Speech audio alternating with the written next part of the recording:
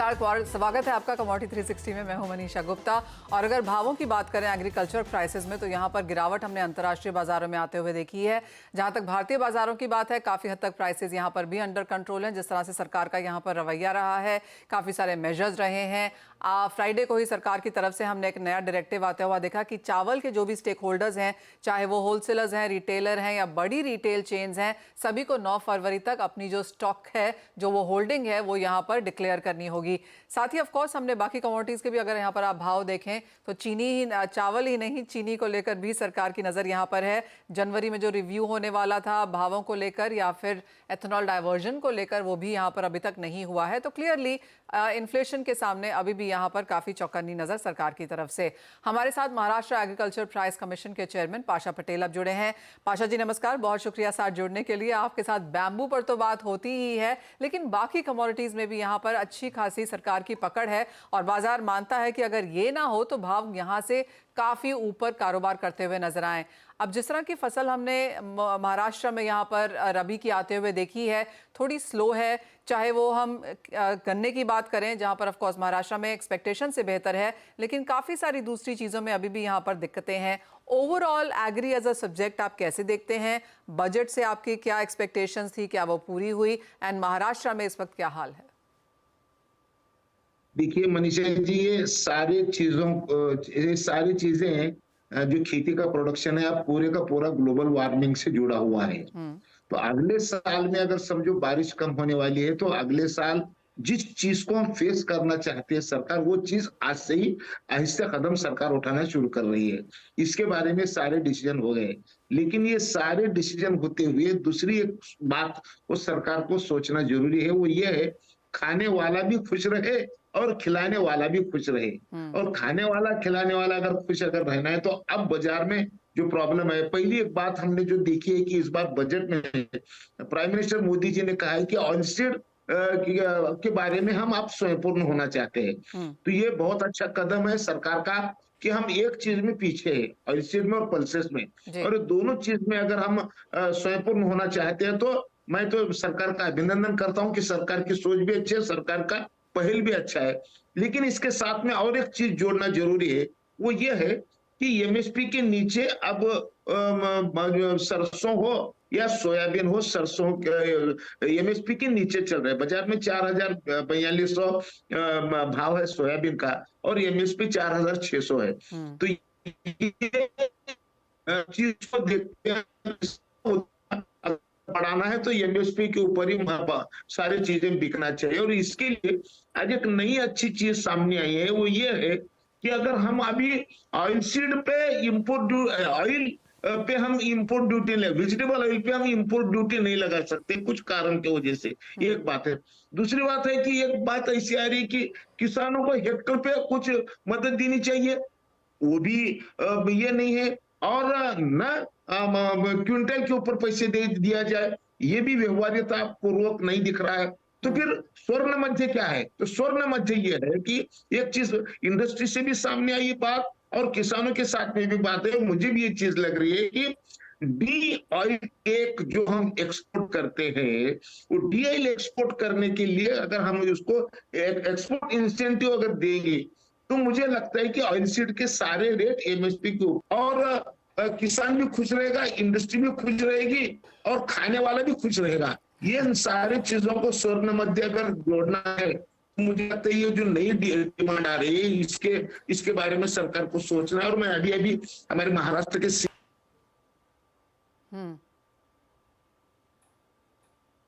Okay Pasha जी किसी से मिल के आए हैं, लेकिन क्या बात हुई है वो उनसे जानने की कोशिश करेंगे। टेक्निकल ग्लिच है, लेकिन जैसे वो कह रहे थे कि जी हाँ, कुछ एक्सपोर्ट इंसेंटिव अगर डी ऑयल केक को यहाँ पर मिले तो कुछ फायदा इसका इंडस्ट्री में भी आता हुआ नजर आएगा। और जैसे कहा जा रहा था, जी हाँ, अंतर्राष्ट्रीय बाजारों में खाने के तेलों की अगर बात की जाए तो 7% की गिरावट यहाँ पर पाम तेल के भावों में देखने को मिली है पिछले 10 दिनों में। सरसों के भाव 4 महीने के निचले स्तरों पर कारोबार कर रहे हैं। एमएसपी के नीचे हमने यहाँ पर प्राइसेस आते हुए देखे हैं। इस पर बात करने के लिए हमारे साथ अब यहाँ पर soybean processor association of India के एग्जीक्यूटिव डायरेक्टर डीएन पाठक भी जुड़े हैं। मिस्टर पाठक नमस्कार, स्वागत है आपका। आप कैसे देखते हैं इतना शार्प प्राइस डिक्लाइन जो पिछले हफ्ते 10 दिन में हमने आता हुआ देखा है? ऑफ कोर्स सरसों एक अलग स्टोरी है, हम जानते हैं ज़्यादा फसल है, ज़्यादा इन्वेंट्री है। कैसे देखते हैं आप overall edible oil sector in India as of now? देखिए मैं इसको ऐसे देखता हूँ कि एक्चुअली हम लोग ग्लोबली जुड़े हुए हैं ट्रेड से। जैसे सोयाबीन की फसल है, इस साल करीब 400 मिलियन टन की फसल है। हमारे यहाँ जैसे 12 मिलियन टन थी। सरसों की फसल अपने यहाँ बहुत बढ़ रही है। सोयाबीन तेल के दाम हफ्ते भर में आपने बताया 7% गिरे हैं, लेकिन पिछले 6 महीने में कितने गिरे हैं ये भी आपको मालूम है। ड्यूटी सरकार ने ऑब्वियसली किसी कारण से जीरो कर रखी है क्योंकि कंज्यूमर को कम पैसे में देना है, लेकिन मुझे लगता है कि अभी टाइम आ चुका है जब तेल के भाव इतने नीचे चले गए हैं कि वो एमएसपी को भी अफेक्ट कर रहा है, किसान को डेफिनेटली नुकसान पहुंचा रहा है। अभी जैसे पाशा साहब बता रहे थे, सोयाबीन के भाव एमएसपी से नीचे अभी चले गए हैं। तो ये जो स्थिति है उसमें अच्छा आगे अभी अर्जेंटीना ब्राजील की फसल सोयाबीन की भी आने वाली है और उसका एक बड़ा भारी गलत होगा। आगे के जो सोयाबीन मील के भाव में देखता हूँ वो और भी कम है अभी से दिख रहे हैं, और हमारी जो एमएसपी है या जो अभी करंट भाव है उस पर भी हम उनसे कम्पीट नहीं कर सकते। तो एक्सपोर्ट में हम बिल्कुल बाहर निकले हुए हैं। तो इस सबको देखते हुए मैं तो इसको ऐसे देखता हूँ कि नेशनल ऑयल मिशन जो ऑयल सीड का है उसको तुरंत लागू करना चाहिए।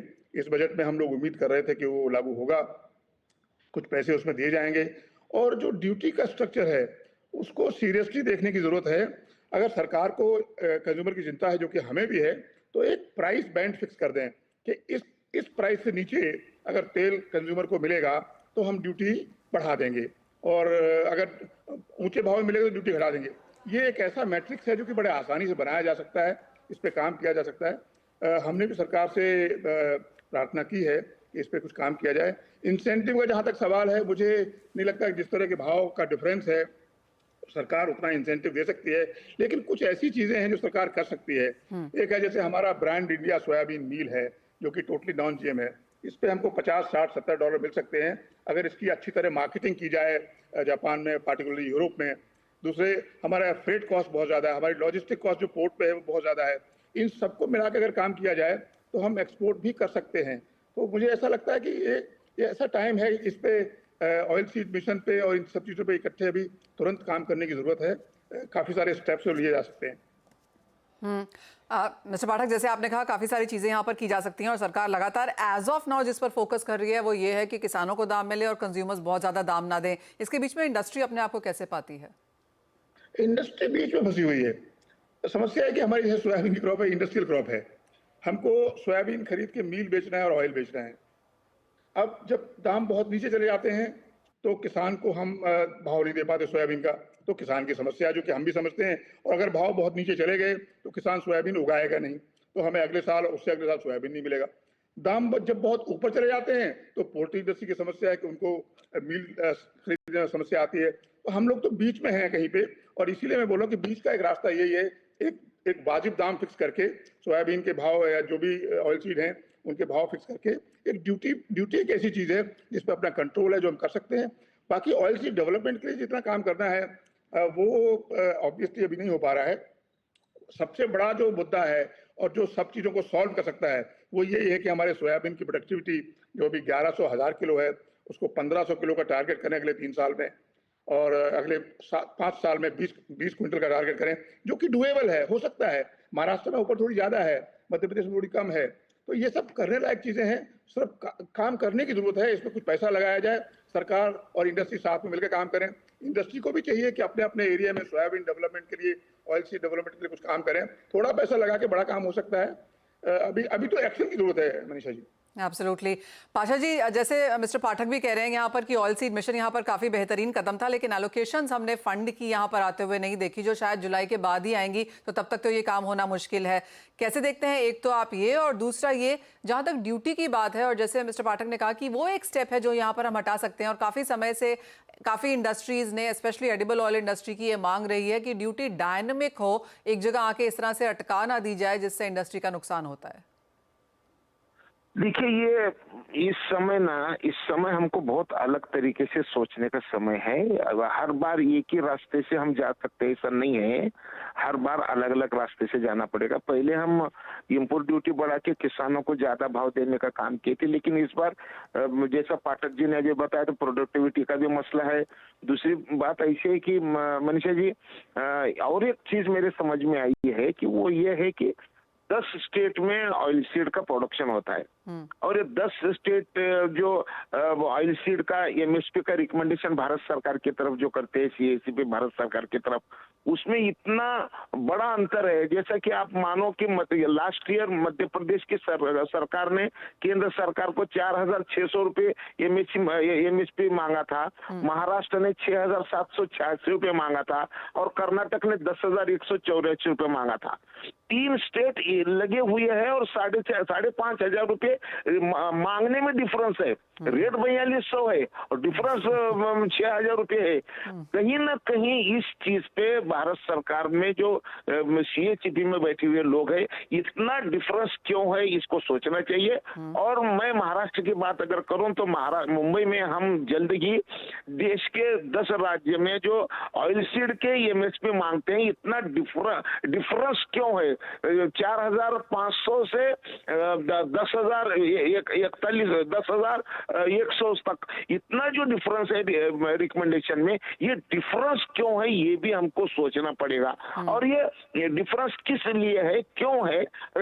हिसाब तो कैसा है कि मैथमेटिक्स जब हम पढ़ते हैं तो 1 + 1 2 बोला जाता है, लेकिन अब ये 1 + 1 = 12 बोला जा रहा है। ये कहीं ना कहीं किसानों की हित में नहीं जा रही बात। इसमें सरकार का कुछ दोष नहीं है, ये सिस्टम का दोष है। तो ये सारे सिस्टम को इकट्ठा करके हम महाराष्ट्र में, मुंबई में ऐसा करना जा रहे हैं कि 10 स्टेट के कॉस्ट ऑफ कल्टीवेशन के लोगों को बुला के इनको सारे किस तरीके से कॉस्ट ऑफ कल्टीवेशन कैलकुलेट कर रहे हैं, ये हमको देखना है। और ये सारी चीजें हम भारत सरकार को बताएंगे। इसलिए अगले साल से किसानों को ये सारी चीजों को ये नहीं करना पड़े, कठिनाई से सामना नहीं करना पड़े, ये बात हम सोच रहे हैं। ओह एब्सोल्युटली। मिस्टर पाठक, आपका क्या कहना है, क्योंकि काफी वैलिड चीज है ये तो।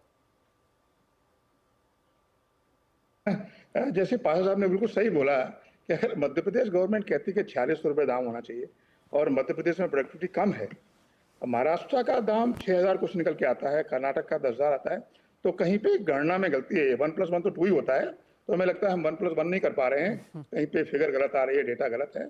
एक बात जो मैं और कहना चाहता हूँ, मैं भूल गया था कहना, कि अगर सरकार ड्यूटी लगाती है तेल पे, कुछ कैलकुलेशन मैंने किया था अभी बैठ के, सिर्फ सोयाबीन तेल 40 लाख टन आता है, उस पर अगर सरकार 20% ड्यूटी लगाती है तो आज के भाव पे करीब 6,800 करोड़ का सरकार को एक्स्ट्रा रेवेन्यू मिलेगा।